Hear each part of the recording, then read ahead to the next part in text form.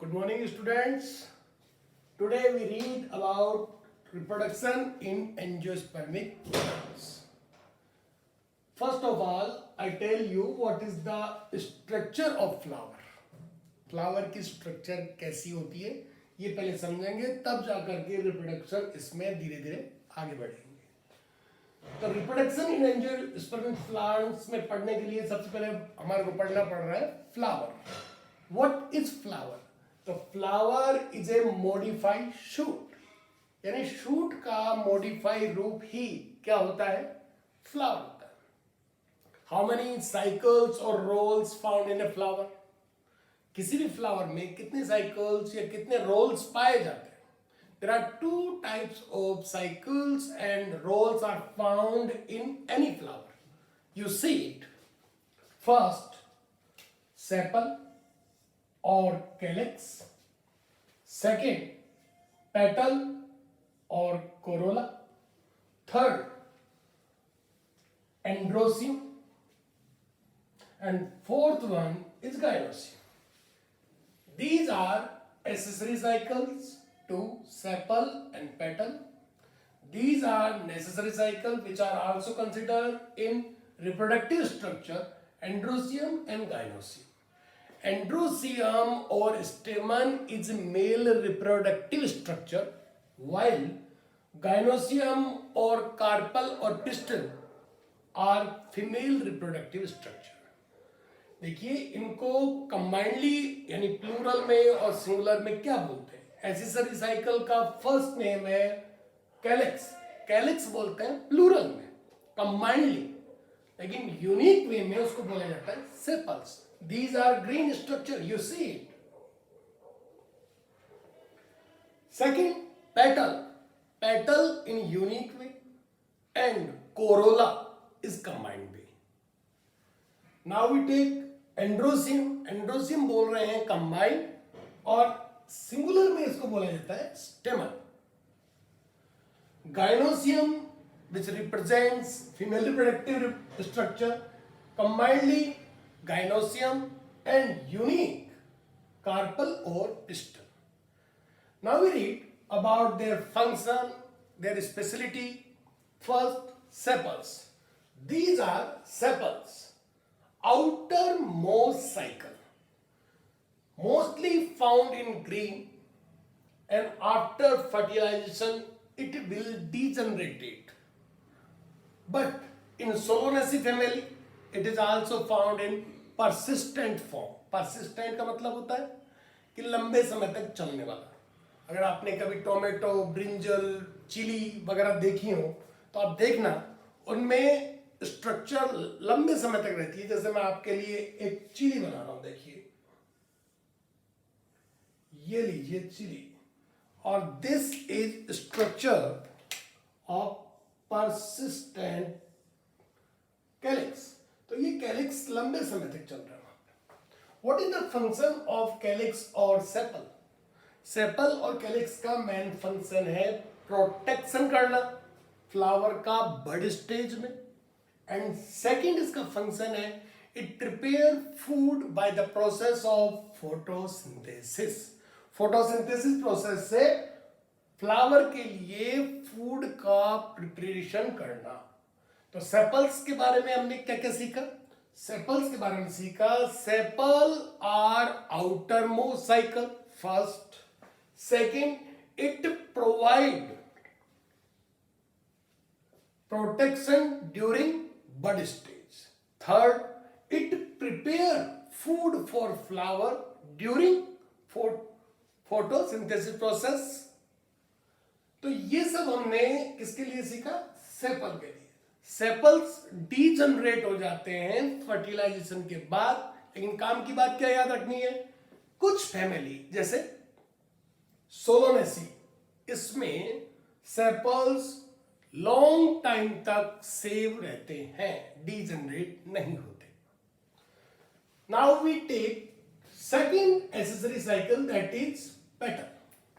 Petal, these are petal. ये देखिए, ये जो ऑरेंज स्ट्रक्चर आपको दिखाई दे रहा है, this is petal. Mostly they are found in color form, ठीक है, combinedly they are known as corolla. तो what is the function of petal और कोरोला? कोरोला और पेटल्स का फंक्शन क्या है? कोई भी चीज अट्रैक्टिव होती है तो वो अट्रैक्ट करती है, तो अट्रैक्शन का ही इसका फंक्शन है। कोरोला और पेटल का मेन फंक्शन है they attract insect for pollination, यानी इंसेक्ट वगैरह जो भी होते हैं, पोलिनेटर्स जो भी होते हैं, वो इनको देख करके और अट्रैक्ट होते हैं और रिवार्ड के फलस्वरूप पोलिनेशन हो जाता है। ठीक है, तो ये एक म्यूचुअलिज्म का एक अच्छा एग्जांपल है। तो petals are known as the singular way and combined way they are known as corolla. And what is the function of corolla or petals? Function ये हुआ उनका क्या कि वो अट्रैक्ट करते हैं इंसेक्ट को for pollination purpose. Now we take necessary cycle. There are two necessary cycle, male reproductive part और female reproductive part. Male reproductive part को हम यूनिक वे में कहते हैं स्टेमन, और फीमेल रिप्रोडक्टिव को बोलते हैं हम कार्पल और पिस्टल, और कंबाइंडली उनको बोलते हैं एंड्रोसियम और गाइनोसियम। पहले हम लेते हैं androecium. Androecium in combined way and in unique way स्टेमन। This is स्टेमन। These are the structures which represents stamen. How many parts of any stamen? Any stamen contain two parts. First, anther and filament. This is proeximal end of pollen sac और filament.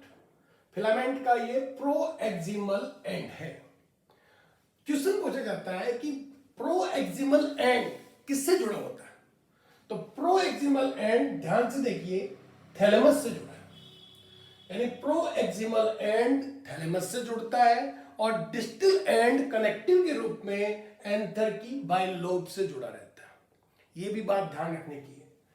तो अगर आपसे पूछा जाए स्टेमन के कितने part, तो आपको बताना है two, which are anther which also known as pollen sac, और second filament. In some books connective also part, तो कनेक्टिव पार्ट नहीं है, connective is a connective structure जो जोड़ने का काम करता है। प्रोएक्सिमल स्टेमन का किससे जुड़ा होता है? प्रोएक्सिमल जुड़ा होता है स्टेमन से, यानी स्टेमन का जो प्रोएक्सिमल है वो जुड़ा रहता है थैलेमस से। इस पोलन सेक में माइक्रोस्पोरोजेनेसिस प्रोसेस के बाद माइक्रोस्पोर बनते हैं, यानी यहां पर माइक्रोस्पोर बनते हैं। माइक्रोस्पोरोजेनेसिस में मियोसिस होता है, तो मियोसिस जब भी हो जाता है कहीं पर, तो जो बनने वाली स्ट्रक्चर है वो कैसी बनती है? हैप्लॉइड। तो इसके अंदर मेल गैमेट बनते हैं, यानी इस पोलन सेक में मेल गैमेट फॉर्मेशन का एक प्रोसेसिंग होता है, और उस प्रोसेसिंग का नाम है microsporogenesis. Microsporogenesis is a process by which microspores are produced. तो ये हम थोड़ी देर के बाद में सीखेंगे कि माइक्रोस्पोरोजेनेसिस कैसे होगा, लेकिन माइक्रोस्पोर्स कहां बनते हैं? पोलन सेक में बनते हैं। मोस्टली किसी भी स्टेमन को अगर आप गौर से देखें तो it is bilobed. 99.9% the stamen is bilobed, इसकी दो लोब होती हैं, but exceptionally specially in Malvaceae family it is found in monolobe और monothecous. This is dithecous form, this is monothecous form. तो ये याद रखने की बात है कि मालवेसी फैमिली के स्टेमन में दो लोब नहीं होती, सिंगल लोब होती, ये मालवेसी में, याद रखना। ठीक है, ईच लोब कंटेन 2 माइक्रोस्पोरेंजिया। इसका मतलब जो दो लोब वाला आपका एंथर है या दो लोब का स्टेमन है उसमें 4 माइक्रोस्पोरेंजिया होगी, while in Malvaceae family single lobe it means 2 microsporangia. दोबारा से याद करें, 1 lobe contain 2 microsporangia, then mostly 4 microsporangia found in each flower, but especially in Malvaceae family, because single lobe found in anther, single lobe found in stamen, so only 2 microsporangia are containing material in these stamens. What is the function of stamen? Stamen का काम क्या है? Male reproductive का काम क्या है? काम एक ही है, मेल गैमेट्स का प्रोडक्शन करना, जिससे इन फ्यूचर में फर्टिलाइजेशन कंप्लीट हो सके. Now we take gynoecium. Gynoecium is female reproductive structure. It is also known as carpel or pistil.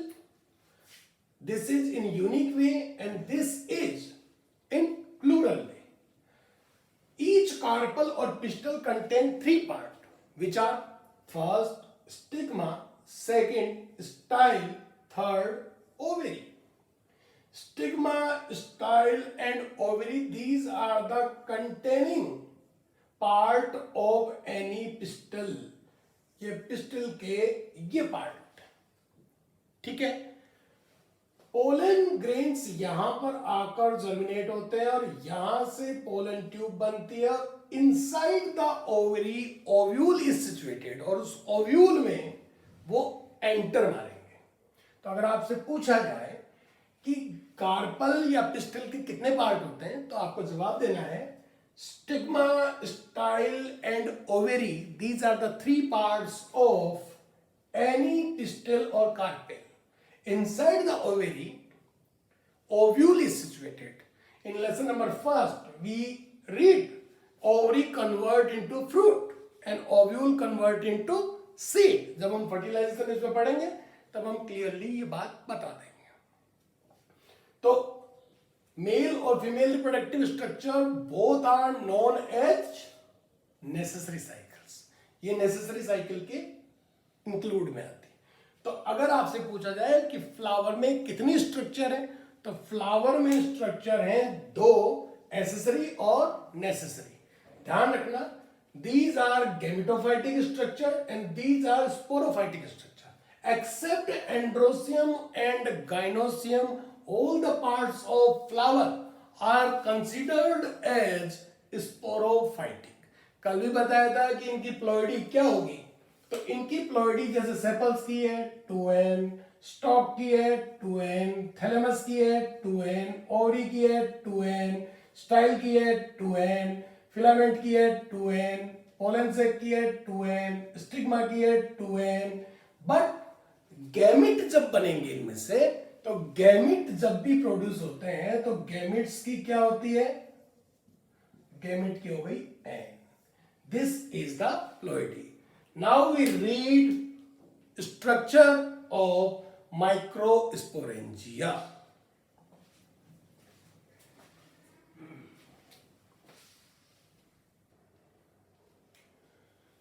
We read now structure of microsporangia. Structure of microsporangia कहाँ होती है microsporangia? देखिए, this is male reproductive structure. These are 2 lobes. This is filament.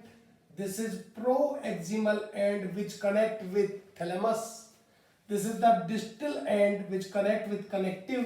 And these are 2 lobes. As we know that 1 lobe contains 2 microsporangia. So there are 4 lobes. How many lobes? 4 lobes. देखिए, lobe number 1, lobe number 2, lobe number 3, lobe number 4. There are 2 lobes and 4 microsporangia. 1, 2, 3, 4. If we intersect anther, तो ये structure हमारे को दिखाई देता है microscope में. एक लोब में 2 आपकी माइक्रोस्पोरेंजिया होती है, तो 2 लोब में कितनी हो गई? 4. केवल मालवेसी में कितनी दिखाई देंगी? 2, बिकॉज दे आर मोनोथिकस. अगर एक लोब की एनलार्जमेंट स्ट्रक्चर को हम डिटेल स्टडी करें तो ये स्ट्रक्चर इस तरह से दिखाई देगी. ये देखिए, इसको एनलार्ज कर दिया गया है और एनलार्ज करते ही ये स्ट्रक्चर इस प्रकार की दिखाई दे रही है. There are 4 layers. Layer number 1 epidermis, layer number 2 endothecium, layer number 3 middle layers and layer number 4 tapetum. After tapetum, you see developing pollen grain inside the microsporangia, which forms after microsporogenesis. तो एक एक के बारे में detail पढ़ रहे हैं. सबसे आउटर मोस्ट लेयर क्या कहला रही है? एपिडर्मिस. प्रोटेक्टिव लेयर है जिसका काम है प्रोटेक्शन करने का. और इससे नीचे वाली लेयर जो ये आपको दिखाई दे रही है इसका नाम है एंडोथीसियम. एंडोथीसियम सेल्स एडजॉर्बिंग नेचर की होती हैं. Whenever they mature, they get maturation, they absorb moist from environment. Environment से क्या एब्जॉर्ब करेंगी? मॉइस्ट एनवायरमेंट से एब्जॉर्ब करेंगी. एब्जॉर्ब करने का फायदा ये होगा कि इसका वॉल्यूम इंक्रीज होगा और ये फट जाएगी, यानी पोलन ग्रेन्स स्प्रेड आउट हो जाएंगे. ये मेन चीज है. तो एंडोथीसियम एब्जॉर्बिंग नेचर की होती है और एब्जॉर्बिंग नेचर होने की वजह से ये इसका डेहिसेंस होना पॉसिबल होता है. These are 2 or 3 layers are known as middle layers. Middle layers just endothecium के नीचे पाई जा रही है. उनका काम है provide nutrition to tapetum cells. Provide nutrition to tapetum cells. इनका काम ही यही होता है कि टेपिटम सेल्स को वो नरिश करें, प्रोवाइड करें during development. And the last layer is known as tapetum. Tapetum ये रेड वाली आपको लेयर दिखाई दे रही है.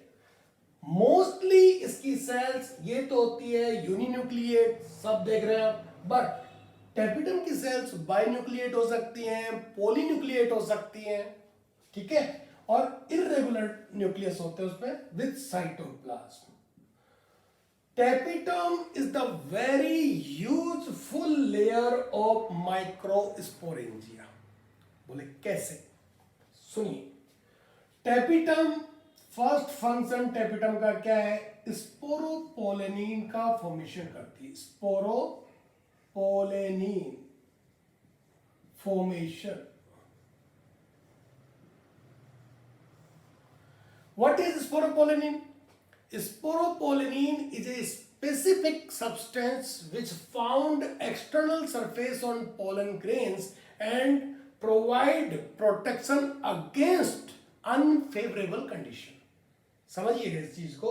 स्पोरोपोलेनिन एक स्पेशल टाइप का सब्सटेंस है जो टेपिटम के द्वारा बनाया जा रहा है, जो पोलन ग्रेन्स को अनफेवरेबल कंडीशन से प्रोटेक्ट करता है.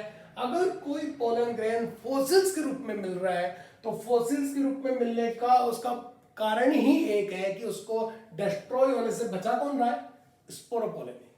अगर स्पोरोपोलेनिन नहीं होता तो वो फॉसिल्स नहीं बनते.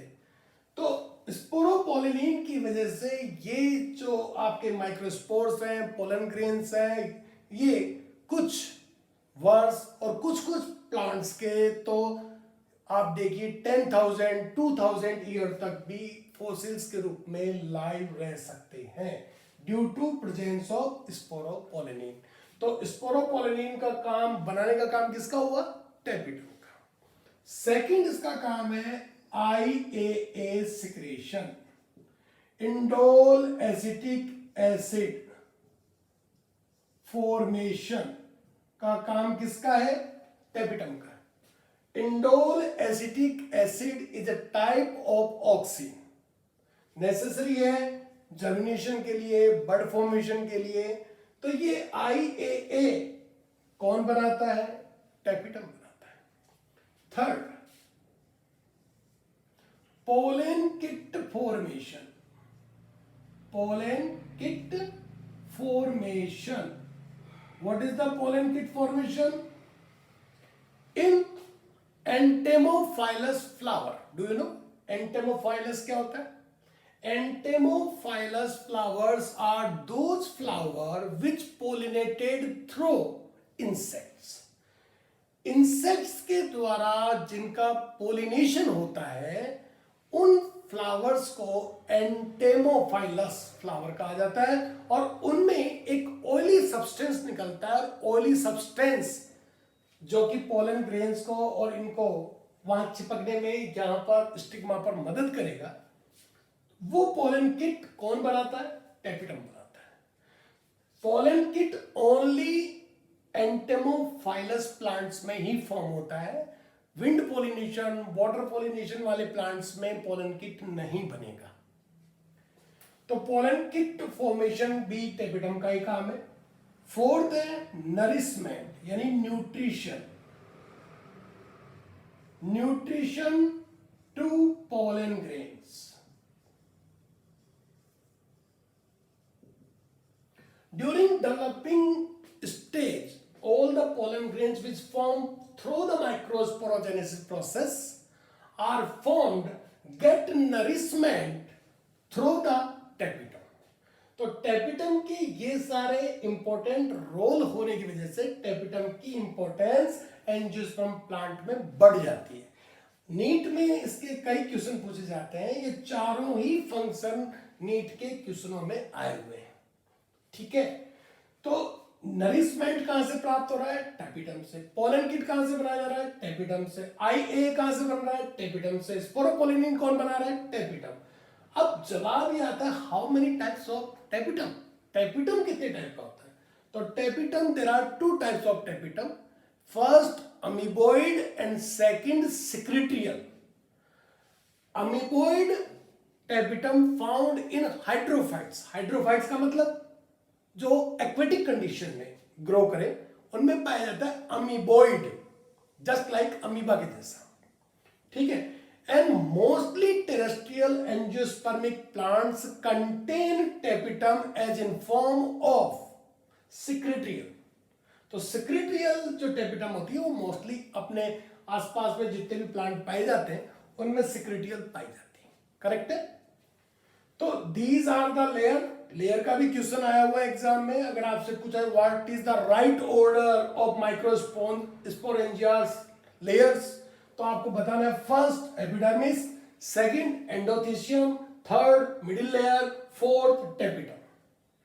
फंक्शन ऑफ टेपिटम के ऊपर ये आपके सामने दिखाई दे रहा है। अगर आपसे पूछा जाए एंडोथीशियम का मेन फंक्शन क्या है, तो एंडोथीशियम एब्जॉर्बिंग नेचर की होती है, डेहिसेंस में क्या करती है? हेल्प करती है। How these pollen grains are form, now we understand.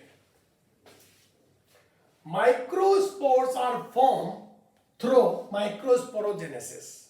इसका मतलब क्या होगा? Microsporogenesis is a process in which microspores or pollen grains or male gametes are formed.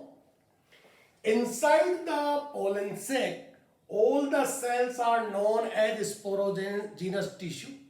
These sporogenous tissue are diploid in form. Some of them behave like spore mother cell.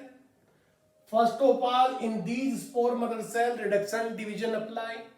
After reduction division, first reduction division, this is the first reduction division. After first reduction division, spore mother cell converts into 2 haploid cells, which are also known as daughter cells.